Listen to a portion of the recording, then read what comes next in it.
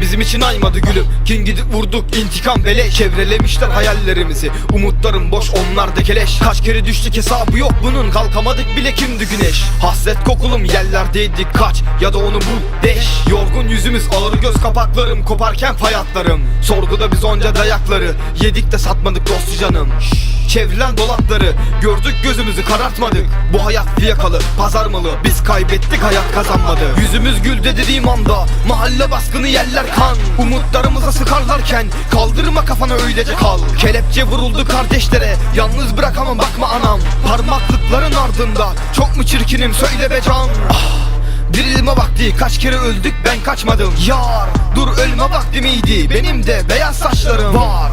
Vurmuşlar, bir değil bin oldu böyle yaralarım. Sar, tuz basmışlar, geçer bu günler elbet yakalarım. Doğmaz acıları sar şimdi yaralara. Kursağımda kaldı dört duvarla baş başa. Zamanım vursam akrep ve yel kovana. Sen umudu sorma bana. Doğmaz acıları sar şimdi yaralara. Kursağımda kaldı dört duvarla baş başa. Zamanı vursam akrep ve yel kovana. Sen umudu sorma bana.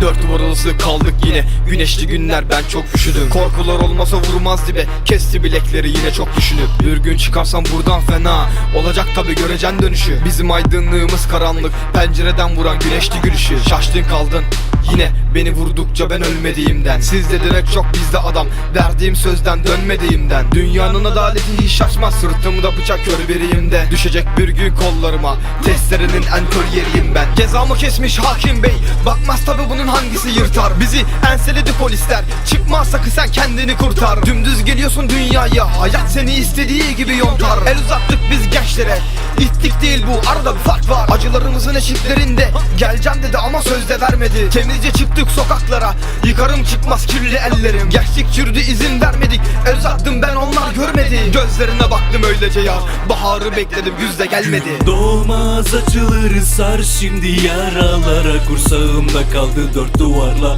baş başa. Zamanım vursam akrep ve yel kovana. Sen umudu sorma bana.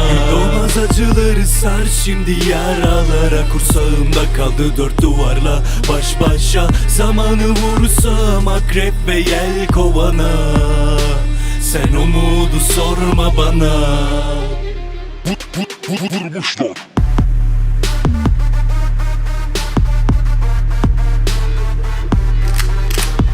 Ben kaçmadım.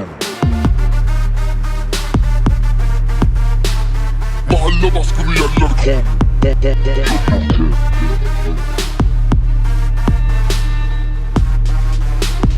Kan.